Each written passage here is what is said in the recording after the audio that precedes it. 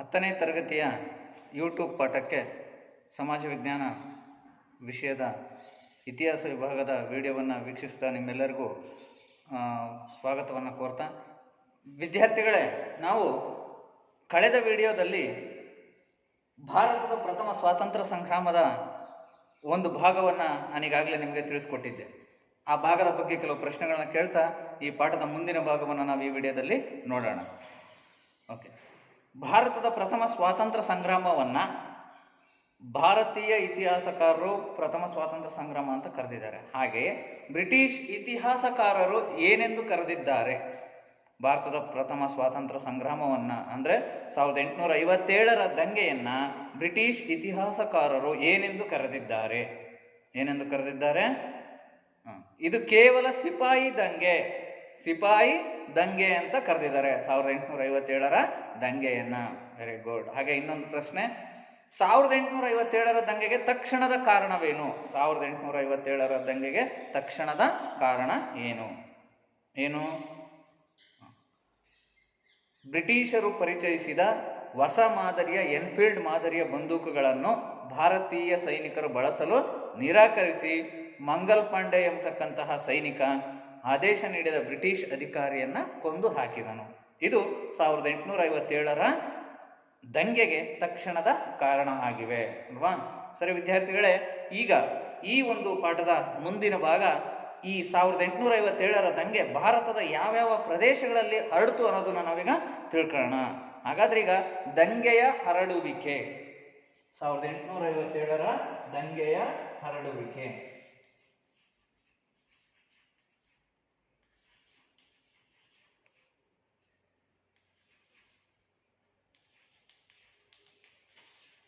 ಹಾಗೆಯೇ 1857ರ ದಂಗೆ ಯಶಸ್ವಿ ಆಯಿತೋ ವಿಫಲ ಆಯಿತೋ, ಮತ್ತೆ 1857ರ ದಂಗೆಯ ಪರಿಣಾಮಗಳೇನು ಅನ್ನೋದನ್ನು ನಾವು ಇವತ್ತು ಈ ತರಗತಿಯಲ್ಲಿ ತಿಳಿದುಕೊಳ್ಳೋಣ.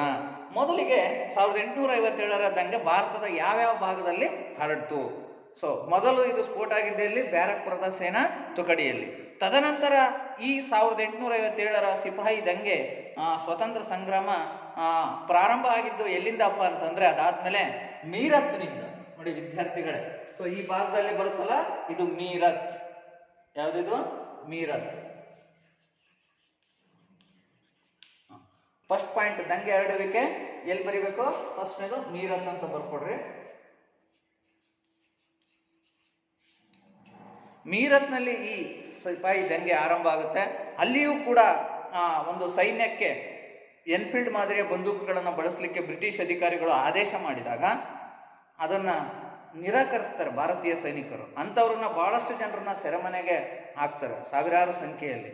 ಇನ್ನು ಉಳಿದಂಥ ಸೈನಿಕರಿಗೂ ಇದೇ ರೀತಿ ಬ್ರಿಟಿಷರು ಬಲವಂತವಾಗಿ ಆದೇಶವನ್ನು ಮಾಡಿದಾಗ ಆ ಸೈನಿಕರು ಏನು ಮಾಡ್ಬಿಡ್ತಾರೆ, ಆದೇಶ ನೀಡಿದ ಅಧಿಕಾರಿಯ ವಿರುದ್ಧ ಪ್ರತಿಭಟನೆಯನ್ನು ನಡೆಸಿ ಈಗಾಗಲೇ ಏನು ಬಂಧನಕ್ಕೆ ಗುರಿ ಮಾಡಿದ್ರು ಕೆಲವು ಸೈನಿಕರನ್ನ, ಅವರನ್ನು ಕೂಡ ಬಿಡುಗಡೆಗೊಳಿಸಿ ಆ ಎಲ್ಲ ಸೈನಿಕರೊಂದಿಗೆ ಒಟ್ಟಾರೆಯಾಗಿ ಆ ಒಂದು ಮೀರತ್ನ ಸೆರೆಮನೆಯಿಂದ ತಪ್ಪಿಸ್ಕೊಂಡು ಓಡಿ ಹೋಗ್ತಾರೆ. ಯಾರೋ ಈ ಭಾರತೀಯ ಸೈನಿಕರು ಹೋಗ್ಬಿಟ್ಟು ಅಲ್ಲಿಂದ ಸೀದಾ ಎಲ್ಲಿಗೆ ಹೋಗ್ತಾರೆ? ದೆಹಲಿಗೆ ಹೋಗ್ತಾರೆ. ಎಲ್ಲಿಗೆ ಹೋಗ್ತಾರೆ? ಮೀರತ್ನಿಂದ ದೆಹಲಿ. ನೋಡಿ ಈ ಭಾಗ. ಆ ದೆಹಲಿಗೆ ಹೋಗಿ ಅಲ್ಲಿ ಮೊಘಲರ ದೊರೆ ಇರ್ತಾನೆ, ಯಾರಪ್ಪ? 2ನೇ ಬಹದ್ದೂರ್ ಶಾ ಅಂತ. ಮೊಘಲ್ ದೊರೆ ಯಾರು? 2ನೇ ಬಹದ್ದೂರ್ ಶಾ.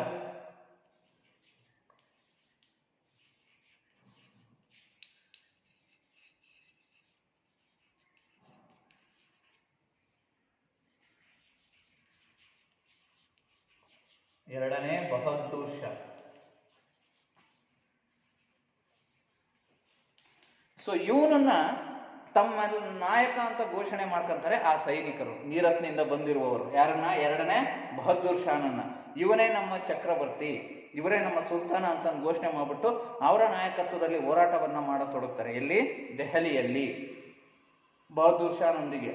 ಆದರೆ ಬ್ರಿಟಿಷರ ಸೈನ್ಯ ಅಪಾರವಾಗಿದ್ದರಿಂದ ಸುಲಭವಾಗಿ ಎರಡನೇ ಬಹದ್ದೂರ್ ಶಾ ಬ್ರಿಟಿಷರಿಗೆ ಸೆರೆ ಸಿಕ್ಕಿ ಶರಣಾಗತನಾಗ್ತಾನೆ.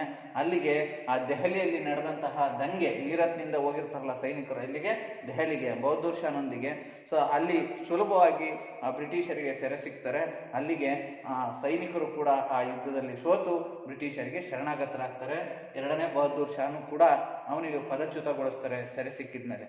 ಸೊ ಹೀಗೆ ಈ ದೆಹಲಿಯಲ್ಲಿ ನಡೆದಂತಹ ದಂಗೆ, ಸೈನಿಕರ ದಂಗೆ ಏನಾಗುತ್ತೆ, ವಿಫಲ ಆಯಿತು. ಅಂದರೆ ಭಾರತೀಯ ಸೈನಿಕರು ಸೋತರು ಅಂತಂದ್ಬಿಟ್ಟು ಈ ದಂಗೆಯಲ್ಲಿ. ಇನ್ನು ಆ ಮುಂದಿನ ಭಾಗ, ಇಲ್ಲಿ ಏನು ದಂಗೆ ನಡೀತಾ ಇತ್ತು ದೆಹಲಿಯಲ್ಲಿ, ಅದು ಕಾಡ್ಗಿಚ್ಚಿನಂತೆ ದೇಶದ ನಾನಾ ಭಾಗಗಳಿಗೆ ಹಬ್ಬ ತೊಡಗಿತು. ಸೊ ಅದು ಆದಮೇಲೆ ಎಲ್ಲಿ ಉಂಟಾಯಿತು ದಂಗೆ? ಎರಡನೇದು, ಮೂರನೇದು ಕಾನ್ಪುರ. ಎಲ್ಲಿ? ಕಾನ್ಪುರ ನೋಡಿ. ಸೊ ಇಲ್ಲಿ ಕಾನ್ಪುರ ಬರುತ್ತೆ. ಸೊ ಈ ಭಾಗದಲ್ಲಿ ಗಮನಿಸಿ, ಕಾನ್ಪುರ ಯಾವ ಭಾಗದಲ್ಲಿ ಬರುತ್ತೆ ಅಂತ. ಭಾರತದ ಯಾವ ಭಾಗದಲ್ಲಿ? ಕಾನ್ಪುರವನ್ನು ಭಾರತದ ನಕ್ಷೆಯಲ್ಲಿ ನೀವೀಗ ತಿಳ್ಕೊಂಡಿದ್ದೀರಿ ವಿದ್ಯಾರ್ಥಿಗಳು. ಸೊ ಕಾನ್ಪುರದಲ್ಲಿ ನಾನಾ ಸಾಹೇಬ್ ಈ ಒಂದು ದಂಗೆಯ ನಾಯಕತ್ವವನ್ನು ವಹಿಸ್ಕೊಂತಾನೆ. ಅವನಿಗೆ ತಾಂತ್ಯ ಟೋಪಿಯು ಕೂಡ ಸಹಾಯಕನಾಗಿ ಕಾರ್ಯವನ್ನು ನಿರ್ವಹಿಸಿ ಇಲ್ಲಿ 1857ರ ದಂಗೆಯಲ್ಲಿ ಬ್ರಿಟಿಷರ ವಿರುದ್ಧ ಪ್ರತಿಭಟನೆಯನ್ನು ನಡೆಸ್ತಾರೆ, ದಂಗೆನ ಏಳಿಸ್ತಾರೆ. ಆದರೂ ಕೂಡ ಇಲ್ಲಿ ಬ್ರಿಟಿಷ್ ಅಪಾರವಾದಂಥ ಶಸ್ತ್ರಾಸ್ತ್ರಗಳು ಮತ್ತು ಸೈನಿಕರು ಇವೆಲ್ಲ ಕಾರಣಗಳಿಂದ ಭಾರತೀಯರು ಸೋಲ್ಬೇಕಾಗುತ್ತೆ. ಅಲ್ಲಿ ಯಾರು? ನಾನಾ ಸಾಹೇಬನು ಕೂಡ. ಸೊ ಹಾಗಾಗಿ ಕಾನ್ಪುರದಲ್ಲಿ ನಡೆದಂಥ ದಂಗೆನೂ ಕೂಡ ಏನಾಗುತ್ತೆ, ವಿಫಲ ಆಗುತ್ತೆ. ಅಲ್ಲಿ ದಂಗೆ ನಾಯಕತ್ವವನ್ನು ಯಾರು ವಹಿಸ್ಕೊಂಡಿದ್ರು ಕಾನ್ಪುರದಲ್ಲಿ ಅಂದರೆ ಯಾರು? ನಾನಾ ಸಾಹೇಬ್ ವಹಿಸ್ಕೊಂಡಿದ್ರು. ಅವರಿಗೆ ಸಹಾಯಕರಾಗಿ ತಾಂತ್ಯ ಟೋಪಿಯನ್ನು ಕೂಡ ಕಾರ್ಯವನ್ನು ನಿರ್ವಹಿಸ್ತಾರೆ. ನೋಡಿ ವಿದ್ಯಾರ್ಥಿಗಳೇ, ತಾಂತ್ಯ ಟೋಪಿಯನ್ನು ನಾನು ನಿಮಗೆ ತೋರಿಸ್ತೀನಿ. ನೋಡಿದ್ರಲ್ಲ, ಈ ಚಿತ್ರ ಯಾರ್ದಿದೋ? ತಾಂತ್ಯ ಟೋಪಿಯವರ ಚಿತ್ರ. ಸರಿ, ಈಗ ಈ ಕಾನ್ಪುರದ ದಂಗೆಯು ಕೂಡ ವಿಫಲ ಆದಮೇಲೆ ನಂತರ ದಂಗೆ ಎಲ್ಲಿಗೆ ಹರಡ್ತಪ್ಪ ಅಂತಂದರೆ ಇಲ್ಲಿ ಅಂದರೆ ಝಾನ್ಸಿಗೆ ಹರಡುತ್ತೆ. ಎಲ್ಲಿಗೆ? ಝಾನ್ಸಿಗೆ. ನೋಡಿ, ಕಾನ್ಪುರದಲ್ಲಿ ನಾನಾ ಸಾಹೇಬ್,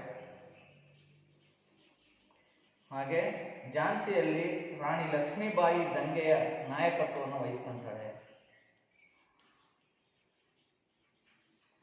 ಓಕೆ ವಿದ್ಯಾರ್ಥಿಗಳೇ, ಝಾನ್ಸಿ ರಾಣಿ ಲಕ್ಷ್ಮೀಬಾಯಿಯನ್ನು ನೋಡಿದ್ರೆ ನೀವೆಲ್ಲರೂ? ಈಗ ತೋರಿಸ್ತೀನಿ ನೋಡಿ ಭಾವಚಿತ್ರವನ್ನು. ನೋಡಿದ್ರಲ್ಲ, ಇವ್ರು ಯಾರು? ಝಾನ್ಸಿ ರಾಣಿ ಲಕ್ಷ್ಮೀಬಾಯಿ. ಝಾನ್ಸಿ ರಾಣಿ ಲಕ್ಷ್ಮೀಬಾಯಿ.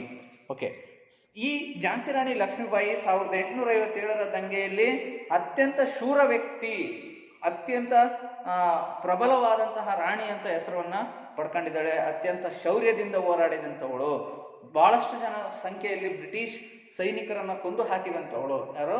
ರಾಣಿ ಲಕ್ಷ್ಮೀಬಾಯಿ. ಈ ರಾಣಿ ಲಕ್ಷ್ಮೀಬಾಯಿ ಯಾಕೆ ಬ್ರಿಟಿಷರ ವಿರುದ್ಧ ದಂಗೆ ಎದ್ಲು ಈ ಸಂದರ್ಭದಲ್ಲಿ ಅಂತ ನಿಮಗೆ ಗೊತ್ತಿದೆ. ದತ್ತು ಮಕ್ಕಳಿಗೆ ಹಕ್ಕಿಲ್ಲ ಎಂಬ ನೀತಿಯ ಪ್ರಕಾರ ಅಲ್ವಾ ವಿದ್ಯಾರ್ಥಿಗಳೇ? ಸೊ ಹಾಗಾದ್ರೆ ಝಾನ್ಸಿ ರಾಣಿ ಲಕ್ಷ್ಮೀಬಾಯಿ ಬ್ರಿಟಿಷರ ವಿರುದ್ಧ ಹೋರಾಡಿದ್ಲು. ಸೊ ಈ ಪ್ರದೇಶ ಝಾನ್ಸಿ.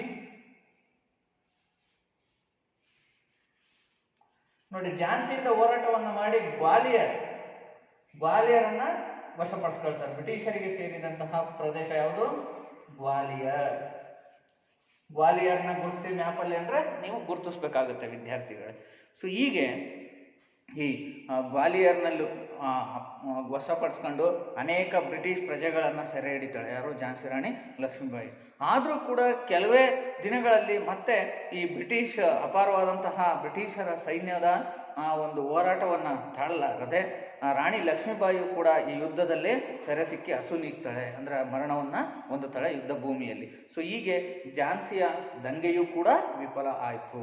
ಸೊ ಹೀಗೆ ದೇಶದ ಇನ್ನು ಕೆಲವು ಕಡೆ ನಡೆದಂತಹ ಈ 1857ರ ದಂಗೆ, ಈ ಸಿಪಾಯಿ ದಂಗೆ ವಿಫಲ ಆಯಿತು.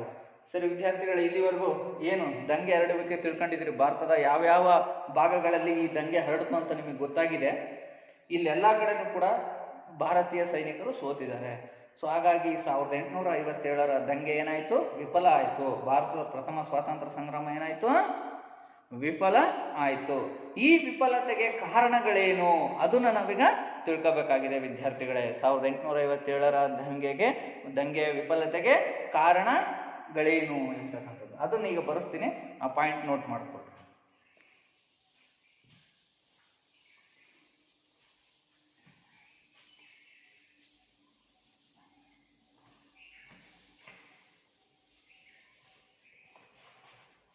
ನೋಡಿ, ದಂಗೆ ವಿಫಲತೆಗೆ ಕಾರಣಗಳು ಅಂದ್ರು ಒಂದೇ, ಪ್ರಥಮ ಸ್ವಾತಂತ್ರ್ಯ ಸಂಗ್ರಾಮದ ವಿಫಲತೆಗೆ ಕಾರಣಗಳು ಅಂದ್ರು ಒಂದೇ. ದಂಗೆಯ ವಿಫಲತೆಗೆ ಕಾರಣಗಳು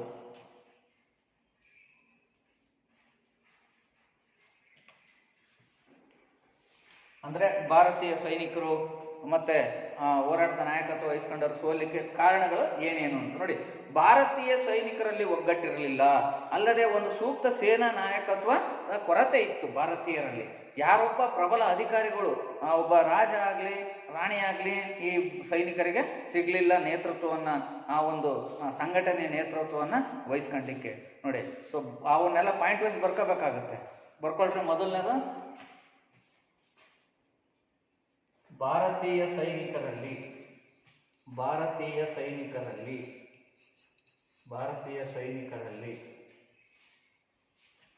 ಒಗ್ಗಟ್ಟು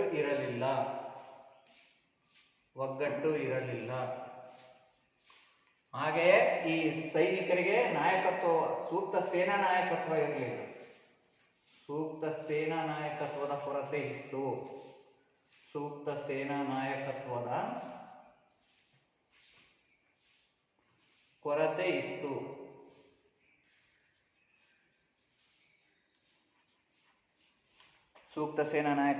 ಕೊರತೆ ಇತ್ತು.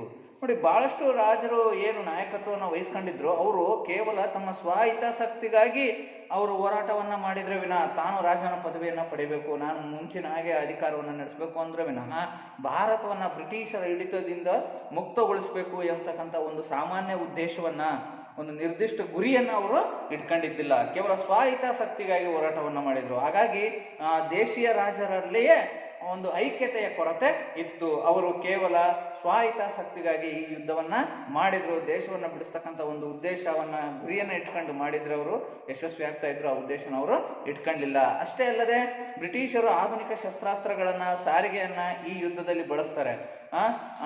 ಉದಾಹರಣೆಗೆ ರೈಲು ಸಾರಿಗೆ, ಇವನ್ನೆಲ್ಲ ಯಾಕಪ್ಪ ಅಂತಂದ್ರೆ ಒಂದ್ ಕಡೆ ದಂಗೆ ನಡೀತಾ ಇದೆ ಅಂದಾಗ ಆ ಪ್ರದೇಶಕ್ಕೆ ಹೆಚ್ಚಿನ ಸಂಖ್ಯೆಯಲ್ಲಿ ಸೈನಿಕರನ್ನ ಬ್ರಿಟಿಷರು ಕಳಿಸ್ತಾ ಇದ್ರು. ಅವರು ಕಂಡುಕೊಂಡಂತಹ ಈ ರೈಲು ಸಾರಿಗೆ ಆಗಿರ್ಬೋದು, ಅದೇ ರೀತಿ ರಸ್ತೆ ಸಾರಿಗೆ ಮಾರ್ಗ ಆಗಿರ್ಬೋದು. ಸೊ ಹಾಗಾಗಿ ಈ ಆಧುನಿಕ ಸಾರಿಗೆ, ಸಂಪರ್ಕ ಸಾಧನಗಳು ಮತ್ತು ಈ ಒಂದು ಶಸ್ತ್ರಾಸ್ತ್ರಗಳನ್ನು ಬಳಸಿದ್ರು ಯಾರು? ಬ್ರಿಟಿಷರು. ಹಾಗಾಗಿ ಈ ದಂಗೆಯಲ್ಲಿ ಅವ್ರು ಗೆಲ್ಲಲಿಕ್ಕೆ ಸಾಧ್ಯ ಆಯಿತು, ಭಾರತೀಯರು ವಿಫಲ ಆಗಲಿಕ್ಕೆ ಕಾರಣ ಆಯಿತು. ಬರ್ಕೊಡಿ. ಬ್ರಿಟಿಷರು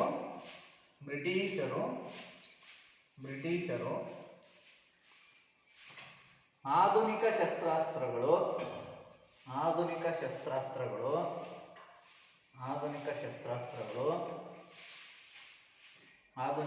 ಶಸ್ತ್ರಾಸ್ತ್ರಗಳು ಮತ್ತು ಸಾರಿಗೆ ಸಂಪರ್ಕವನ್ನು ಬಳಸಿದರು. ಸಾರಿಗೆ ಸಂಪರ್ಕ ಸಾಧನಗಳನ್ನು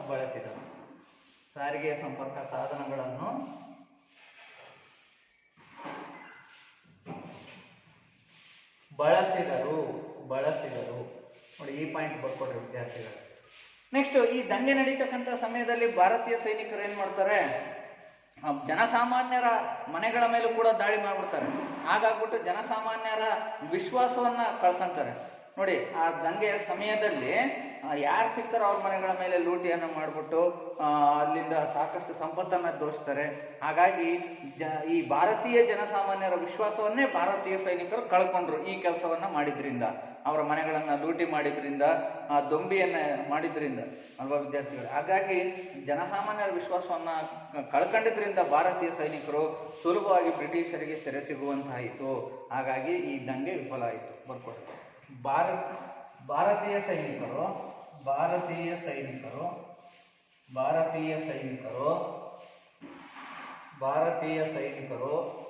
ಲೂಟಿ ದರೋಡೆ ನಡೆಸಿ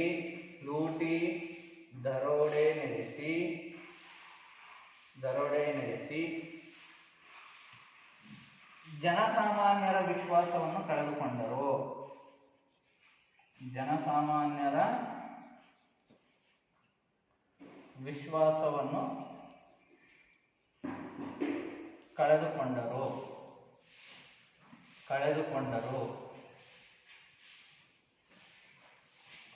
ಇನ್ನು ಬಹಳಷ್ಟು ಜನ ದೇಶೀಯ ರಾಜರು ಭಾರತೀಯರಿಗೆ ಬೆಂಬಲ ಕೊಡಲಿಲ್ಲ, ಅದರ ಬದಲು ಬ್ರಿಟಿಷರಿಗೆ ಬೆಂಬಲವನ್ನು ಕೊಟ್ಟರು. ಹಾಗಾಗಿ ಸುಲಭವಾಗಿ ಈ ಭಾರತೀಯ ದೊರೆಗಳು, ಈ ಕೆಲವು ಸೇನಾಪತಿಗಳು ಸೋಲನ್ನು ಒಪ್ಕೊಳ್ಳಿಕ್ಕೆ ಸಾಧ್ಯ ಆಯಿತು. ಉದಾಹರಣೆ ನೋಡಿ, ಗ್ವಾಲಿಯರ್ನ ರಾಜ ಇವರೆಲ್ಲರೂ ಕೂಡ ಬ್ರಿಟಿಷರಿಗೆ ನಿಷ್ಠೆಯಿಂದ ಇದ್ರು. ಹಾಗಾಗಿ ಈ ರಾಣಿ ಲಕ್ಷ್ಮೀಬಾಯಿಯ ಸೋಲಿಗೆ ಆ ಗ್ವಾಲಿಯರ್ನ ರಾಜನೇ ಒಂದು ಪ್ರಮುಖ ಕಾರಣ ಆಗಿದ್ದಾನೆ ಅಂತ ಈ ಸಂದರ್ಭದಲ್ಲಿ ಹೇಳ್ಬೋದು. ಬರ್ಕೊಟ್ರು ವಿದ್ಯಾರ್ಥಿಗಳೇ. ಕೆಲವು ದೇಶೀಯ ರಾಜರು ಬ್ರಿಟಿಷರಿಗೆ ನಿಷ್ಠೆಯಿಂದ ಇದ್ದು, ಬ್ರಿಟಿಷರಿಗೆ ನಿಷ್ಠೆಯನ್ನು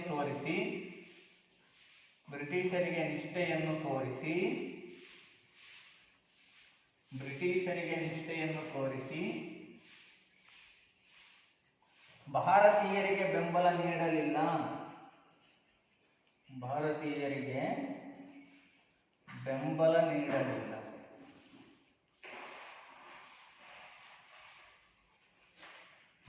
ಸೊ ಹಾಗಾಗಿ ಈ ಒಂದು 1857ರ ದಂಗೆ ವಿಫಲ ಆಯಿತು ವಿದ್ಯಾರ್ಥಿಗಳೇ. ಸೊ ದೇಶೀಯ ರಾಜ್ಯದಲ್ಲಿ ಉದಾಹರಣೆಗೆ ಯಾರ್ಯಾರು ಹೇಳಿದ್ದೀನಿ? ಉದಾಹರಣೆಗೆ ಗ್ವಾಲಿಯರ್ನ ರಾಜ, ಕೆಲವು ಸಿಖ್ ದೊರೆಗಳು ಅಲ್ವಾ. ಸೊ ಹೀಗೆ ಈ ಒಂದು 1857ರ ದಂಗೆಗೆ ದೇಶೀಯ ರಾಜರಲ್ಲಿ ಒಗ್ಗಟ್ಟು ಇಲ್ಲದೇ ಕೆಲವರು ಈ ಬ್ರಿಟಿಷರಿಗೆ ಬೆಂಬಲವನ್ನು ನಿಷ್ಠೆಯನ್ನು ತೋರಿಸಿದ್ರು, ಭಾರತೀಯರಿಗೆ ಬೆಂಬಲ ನಿಷ್ಠೆಯನ್ನು ತೋರಿಸಲಿಲ್ಲ ಅಂತ ಅಂದ್ಬಿಟ್ಟು ಬರ್ಕೊಟ್ರು. ಇನ್ನು ನೆಕ್ಸ್ಟು ನಿರ್ದಿಷ್ಟ ಗುರಿ, ಒಂದು ಸಾಮಾನ್ಯವಾದಂಥ ನಿರ್ದಿಷ್ಟ ಗುರಿ ಭಾರತೀಯರಿಗೆ ಇರಲಿಲ್ಲ ಅಂತ ಬರ್ಕೊಟ್ರು. ನಿರ್ದಿಷ್ಟ ಗುರಿಯ ಕೊರತೆ ಇತ್ತು.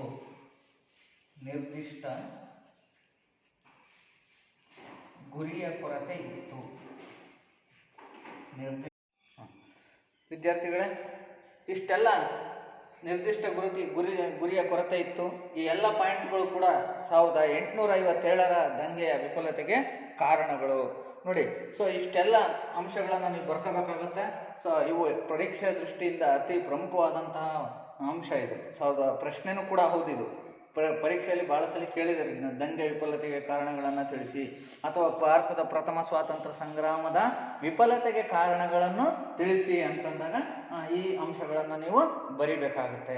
ಇನ್ನು ಈ ಪಾಠದ ಮುಂದಿನ ಪರಿಕಲ್ಪನೆ, ಈ ದಂಗೆ ಉಂಟಾಗಿದ್ದರಿಂದ ಏನು ಪರಿಣಾಮ ಆಯಿತು, ದಂಗೆಯ ಪರಿಣಾಮಗಳೇನು, ಅಥವಾ ಭಾರತದ ಪ್ರಥಮ ಸ್ವಾತಂತ್ರ್ಯ ಸಂಗ್ರಾಮದ ಪರಿಣಾಮಗಳೇನು. ಹೆಡ್ಡಿಂಗ್ ಬರ್ಕೊಡ್ರಿ, ದಂಗೆಯ ಪರಿಣಾಮಗಳು.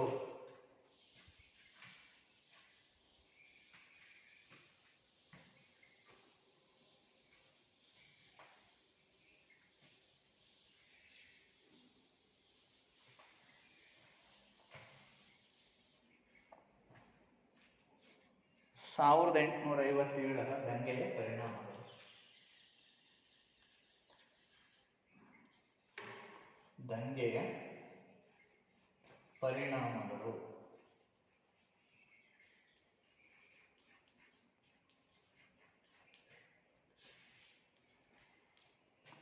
ನೋಡಿ, ಭಾರತೀಯರ ಒಂದು ಬೆಂಬಲವನ್ನು ಗಳಿಸದೇ ಇದ್ದರೆ ನಾವು ದೀರ್ಘಕಾಲ ಇಲ್ಲಿ ಆಳ್ವಿಕೆ ಮಾಡುವುದಕ್ಕೆ ಸಾಧ್ಯ ಇಲ್ಲ ಅಂತ ಬ್ರಿಟಿಷರು ತಿಳಿದುಕೊಳ್ಳುವಂತಾಯಿತು. ಯಾಕಪ್ಪ ಅಂತಂದರೆ ಇಷ್ಟರ ಮಟ್ಟಿಗೆ ಭಾರತದ ಎಲ್ಲ ಕಡೆ ಅಂದರೆ ಬಹಳಷ್ಟು ಭಾಗದಲ್ಲಿ ದಂಗೆಗಳ ಏಳಲಿಕ್ಕೆ ಕಾರಣ ಬ್ರಿಟಿಷರು ತಾವು ನಡೆಸಿದಂಥ ಆಳ್ವಿಕೆಯೇ ಕಾರಣ ಅಂತ ತಿಳ್ಕೊಂಡ್ರು. ಹಾಗಾಗಿ ಭಾರತೀಯರ ಸಮಾಧಾನ ಪಡಿಸ್ತಕ್ಕಂತಹ ಆಳ್ವಿಕೆಯನ್ನು, ಅವರ ಬೆಂಬಲ, ಪ್ರೀತಿ, ವಿಶ್ವಾಸವನ್ನು ಗಳಿಸ್ಕೊಂಡು ಆಡಳಿತವನ್ನು ನಡೆಸಬೇಕು ಅನ್ನೋದನ್ನು ಅರ್ಥಕೊಂಡ್ರು 1857ರ ದಂಗೆ ಆದಾಗ.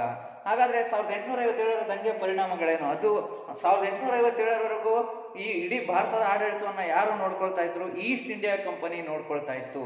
ಈ ದಂಗೆ ಆದಮೇಲೆ ಭಾರತದ ವಸಾಹತುವಿನ ಆಡಳಿತ ಈಗ ಯಾರ ಕೈಗೋಯ್ತಪ್ಪ ಅಂದರೆ ಯಾರು ನೋಡ್ಕೊಳ್ಳುವಂತಾಯಿತು ಇನ್ನು ಮುಂದೆ ದಂಗೆ ಆದಮೇಲೆ ಅಂದರೆ ಬ್ರಿಟನ್ನಿನ ರಾಣಿ ನೇರವಾಗಿ ಅಧಿಕಾರವನ್ನು ನಡೆಸುವಂತಾಯಿತು ಭಾರತದ ಮೇಲೆ.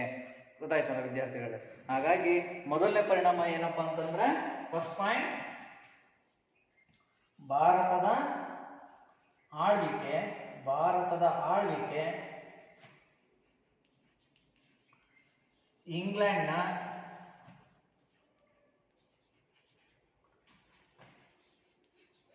ರಾಣಿಯ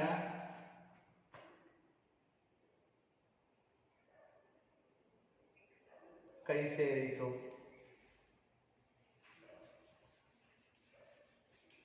ಇನ್ಮೇಲೆ ರಾಣಿನೇ ಭಾರತದ ಸಾಮ್ರಾಜ್ಞಿಯಾಗಿ ಅವಳು ಆಡಳಿತವನ್ನು ನಡೆಸುವಂತಾಯಿತು.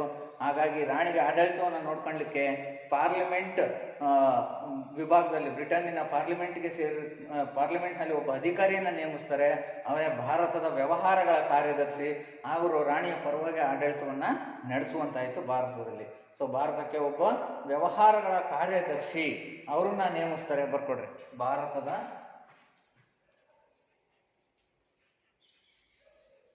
ವ್ಯವಹಾರಗಳ ಕಾರ್ಯದರ್ಶಿ.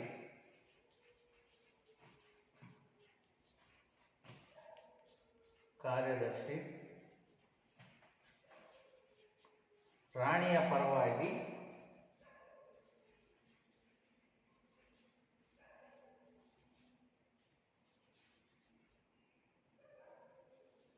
ಆಡಳಿತ ನಡೆಸುವಂತಾಯಿತು.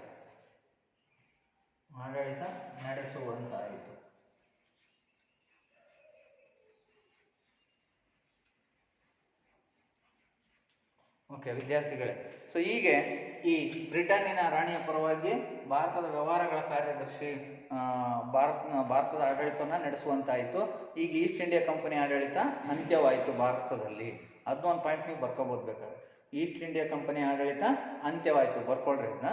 ಇದಾದ್ಮೇಲೆ ಮತ್ತೆ ಇನ್ನೊಂದು ಪರಿಣಾಮ ಏನಪ್ಪಾ ಅಂತಂದ್ರೆ, ಬ್ರಿಟನ್ನಿನ ರಾಣಿ ವಿಕ್ಟೋರಿಯಾ ಒಂದು ಘೋಷಣೆಯನ್ನು ಹೊರಡಿಸ್ತಾಳೆ. ಭಾರತೀಯರಿಗೆ ಎಂಥ ಆಡಳಿತವನ್ನು ನಾವು ಇನ್ಮೇಲೆ ನೀಡ್ತೀವಿ ಅಂತ ಬ್ರಿಟಿಷರು, ಗೊತ್ತಾಯ್ತಲ್ಲ. ಸೊ ಬ್ರಿಟನ್ನಿನ ರಾಣಿ ಘೋಷಣೆಯನ್ನು ಹೊರಡಿಸಿದ್ದು, ಅದು ಕೂಡ ಪರಿಣಾಮಗಳಲ್ಲಿ ಪ್ರಮುಖವಾದದ್ದು. ರಾಣಿಯ ಘೋಷಣೆ.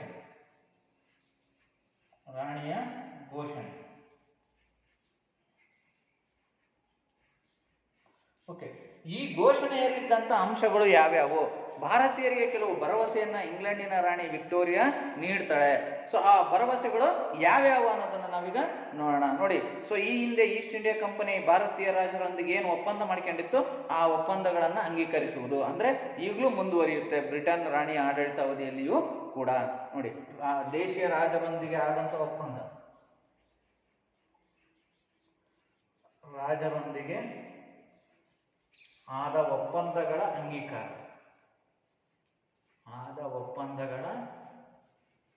ಅಂಗೀಕಾರ,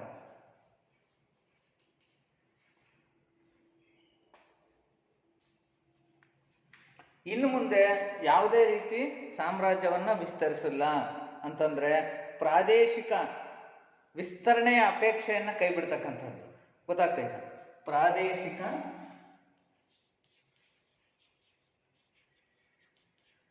ವಿಸ್ತರಣೆ ಮಾಡದೇ ಇರುವುದು, ಪ್ರಾದೇಶಿಕ ವಿಸ್ತರಣೆ ಮಾಡದೇ ಇರುವುದು.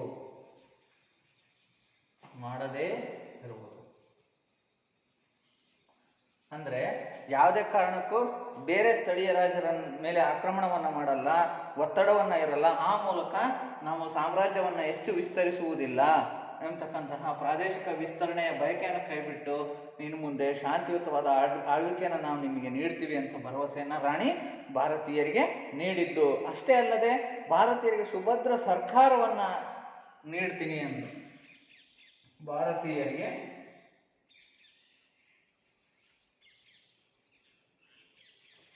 ಸುಭದ್ರ ಸರ್ಕಾರ ನೀಡುವುದು. ಬ್ರಿಟನ್ನಿನ ಸಾಮ್ರಾಜ್ಞಿ ಭಾರತೀಯರಿಗೆ ಸುಭದ್ರ ಸರ್ಕಾರವನ್ನು ನೀಡುವ ಆಶ್ವಾಸನೆಯನ್ನು, ಭರವಸೆಯನ್ನು ನೀಡ್ತಾಳೆ. ಅಷ್ಟೇ ಅಲ್ಲದೆ ಭಾರತೀಯರ ಧಾರ್ಮಿಕ ನಂಬಿಕೆಗಳಲ್ಲಿ ಹಸ್ತಕ್ಷೇಪ ನಡೆಸುವುದಿಲ್ಲ ಅಂತ ಭರವಸೆಯನ್ನು ಕೂಡ ಅವಳು ನೀಡ್ತಾಳೆ. ಅಂದ್ರೆ ಧಾರ್ಮಿಕ ನಂಬಿಕೆಗಳಲ್ಲಿ ಈಗ 1857ರ ದಂಗೆಗೆ ಧಾರ್ಮಿಕ ಸಾಮಾಜಿಕ ಕಾರಣ ತಿಳ್ಕೊಂಡಿದ್ದೀರಿ ನೀವು. ಉದಾಹರಣೆಗೆ ವಿಲಿಯಂ ಬೆಂಟಿಕ್ ಸತಿ ಪದ್ಧತಿ ನಿಷೇಧ ಕಾನೂನನ್ನ ಜಾರಿಗೆ ತಂದ. ಹೀಗೆ ಕೆಲವು ಆಚರಣೆಗಳನ್ನು ನಿಷೇಧಿಸ್ತಾ ಬಂದರು. ಸೊ ಇದು ನಮ್ಮ ಧಾರ್ಮಿಕ ನಂಬಿಕೆಗಳಲ್ಲಿ ಬ್ರಿಟಿಷರು ಹಸ್ತಕ್ಷೇಪ ನಡೆಸ್ತಾ ಇದ್ದಾರೆ ಅಂತಂದ್ಬಿಟ್ಟು ಆ ಬಹಳಷ್ಟು ಜನ ಭಾರತೀಯರು ಬ್ರಿಟಿಷರನ್ನ ವಿರೋಧಿಸಲು ಕಾರಣ ಆಗುತ್ತೆ. ಸೊ ಹಾಗಾಗಿ ಇನ್ನು ಮುಂದೆ ಭಾರತೀಯರ ಧಾರ್ಮಿಕ ನಂಬಿಕೆಗಳಲ್ಲಿ ಬ್ರಿಟಿಷರು ಹಸ್ತಕ್ಷೇಪ ನಡೆಸುವುದಿಲ್ಲ ಎಂಬ ಭರವಸೆಯನ್ನು ಕೂಡ ರಾಣಿ ಘೋಷಣೆಯಲ್ಲಿ ಮಾಡ್ತಾಳೆ. ಬರ್ಕೊಡ್ರಿ,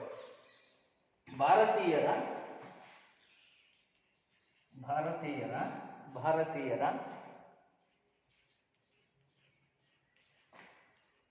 ಧಾರ್ಮಿಕ ನಂಬಿಕೆಗಳಲ್ಲಿ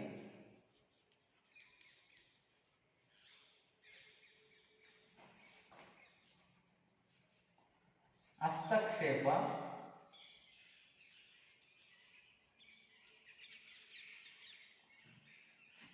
ಮಾಡದೇ ಇರುವುದು.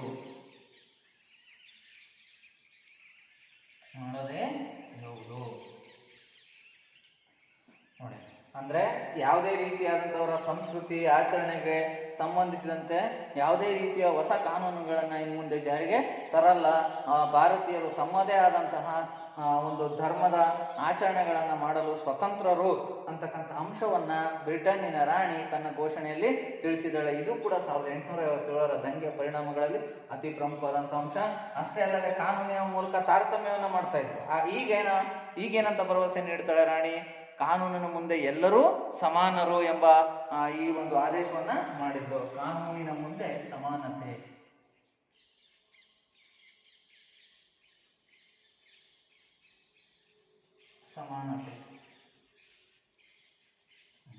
ಎಲ್ಲರೂ ಕಾನೂನಿನ ಮುಂದೆ ಸಮಾನರು ಎಂಬತಕ್ಕಂತಹ ಒಂದು ಅಂಶವನ್ನ ಬ್ರಿಟನ್ನಿನ ರಾಣಿ ಭರವಸೆಯನ್ನ ಭಾರತೀಯರಿಗೆ ನೀಡಿದ್ಲು. ಇನ್ನು ಮುಂದೆ ಯಾರು ಏನೇ ತಪ್ಪು ಮಾಡಿದ್ರು ಕೂಡ ಬ್ರಿಟಿಷ್ ಪ್ರಜೆ ಆಗಲಿ ಭಾರತೀಯ ಪ್ರಜೆ ಆಗಲಿ ಒಂದೇ ರೀತಿಯ ವಿಚಾರಣೆಯನ್ನು ಮಾಡಿ ಒಂದೇ ರೀತಿಯ ಶಿಕ್ಷೆಯನ್ನು ನೀಡುವುದಾಗಿ ತಿಳಿಸಿ ಕಾನೂನಿನ ಮುಂದೆ ಎಲ್ಲರೂ ಸಮಾನರು ಎಂಬತಕ್ಕಂತಹ ಅಂಶವನ್ನ ತಿಳಿಸ್ತಾಳೆ. ಸೊ ಇಷ್ಟು ಭರವಸೆಯನ್ನು ನೀಡ್ತಾಳೆ ರಾಣಿ ತನ್ನ ಘೋಷಣೆಯಲ್ಲಿ. ಸೊ ಹಾಗಾಗಿ 1857ರ ದಂಗೆಯ ಪರಿಣಾಮಗಳನ್ನು ತಿಳಿಸ್ರಿ ಅಂದರೆ ನೀವು ಇಷ್ಟು ಅಂಶ ಬರೀಬೇಕು. ಅಷ್ಟೇ ಅಲ್ಲದೆ ಇನ್ನು ಮುಂದೆ ಭಾರತೀಯರು ಬ್ರಿಟಿಷರು ಭಾರತೀಯರ ಪ್ರೀತಿ ವಿಶ್ವಾಸ ಬೆಂಬಲ ಇವನ್ನ ಗಳಿಸ್ಕೊಂಡೇ ನಾವು ಆಡಳಿತ ನಡೆಸಬೇಕು ಅನ್ನೋದನ್ನು ಬ್ರಿಟಿಷರು ಅರಿತುಕೊಳ್ಳುವಂತಾಯಿತು ಈ 1857ರ ದಂಗೆಯಿಂದ.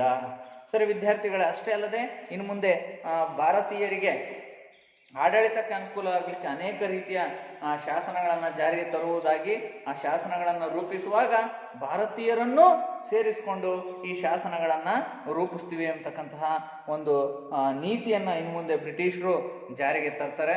ಸೊ ಹಾಗಾಗಿ ಇನ್ನು ಮುಂದೆ ಬ್ರಿಟಿಷರ ವಿರುದ್ಧ ಭಾರತೀಯರು ಸಶಸ್ತ್ರವಾಗಿ ಹೋರಾಟವನ್ನು ಮಾಡ್ತಾ ಇದ್ರು. ಈಗ ಶಾಂತಿಯುತವಾದ ಆಡಳಿತವನ್ನು ಕಾನೂನು ಮುಂದೆ ಸಮಾನತೆ ಈ ರೀತಿ ಆಡಳಿತನ ಬ್ರಿಟಿಷ್ ನಡೆಸೋದ್ರಿಂದ ಭಾರತೀಯರು ಬ್ರಿಟಿಷರಿಂದ ಸ್ವಾತಂತ್ರ್ಯವನ್ನು ಪಡೆದುಕೊಳ್ಳಲಿಕ್ಕೆ ಹೊಸ ಮಾರ್ಗವನ್ನು ಹುಡುಕಿಕೊಳ್ಬೇಕಾಯ್ತು.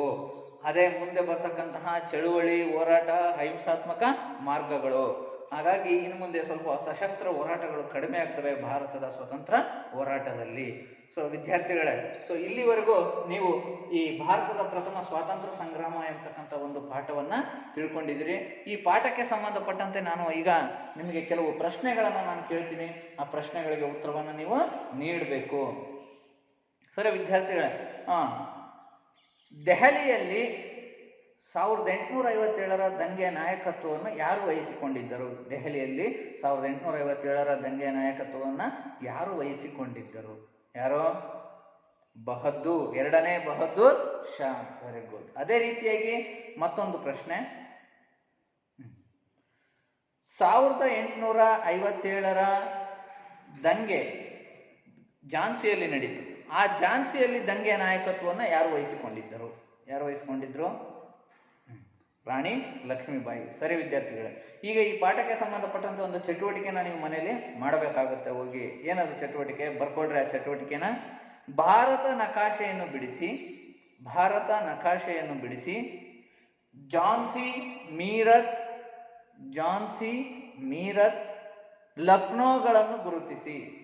ಝಾನ್ಸಿ, ಮೀರತ್, ಲಕ್ನೋಗಳನ್ನು ಗುರುತಿಸಿ. ನೋಡಿ, ಈ ಚಟುವಟಿಕೆನ ನೀವು ಮಾಡಬೇಕಾಗತ್ತೆ.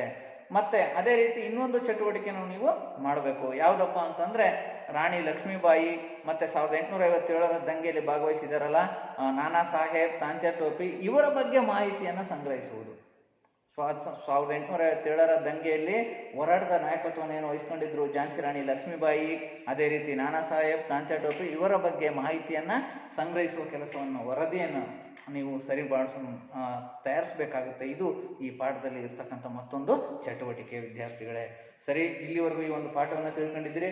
ಇನ್ನು ಕೊನೆಯದಾಗಿ ಈ ಪಾಠಕ್ಕೆ ಸಂಬಂಧಪಟ್ಟಂತೆ ನಾನು ಕೆಲವು ಪ್ರಶ್ನೆಗಳನ್ನು, ಮನೆ ಕೆಲಸದ ಪ್ರಶ್ನೆಗಳನ್ನು ನೀಡ್ತೀನಿ. ಅವುಗಳನ್ನು ಬರೆದು ನಿಮ್ಮ ಶಿಕ್ಷಕರಿಗೆ ತೋರಿಸಿ. ಅಷ್ಟೇ ಅಲ್ಲದೆ ಪರೀಕ್ಷಾ ದೃಷ್ಟಿಯಿಂದ ಈ ಪ್ರಶ್ನೆಗಳು ಉತ್ತಮವಾದಂಥ ಪ್ರಶ್ನೆಗಳು ಆಗಿರ್ತವೆ.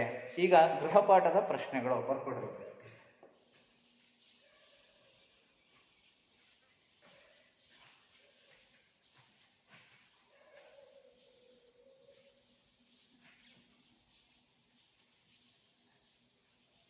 ಗೃಹಪಾಠದ ಪ್ರಶ್ನೆಗಳು.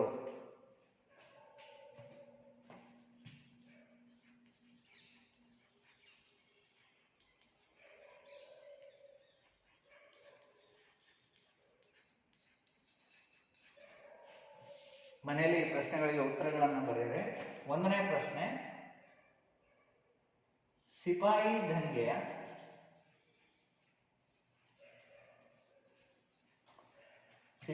ದಂಗೆಯ ವಿಫಲತೆಗೆ ಕಾರಣಗಳೇನು?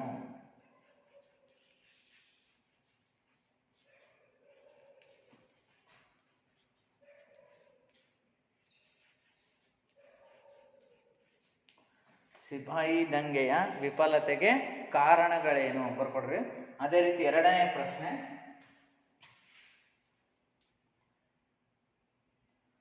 ಭಾರತದ ಪ್ರಥಮ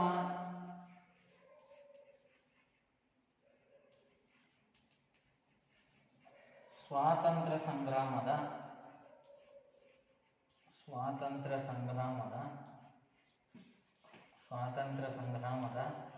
ಪರಿಣಾಮಗಳೇನು?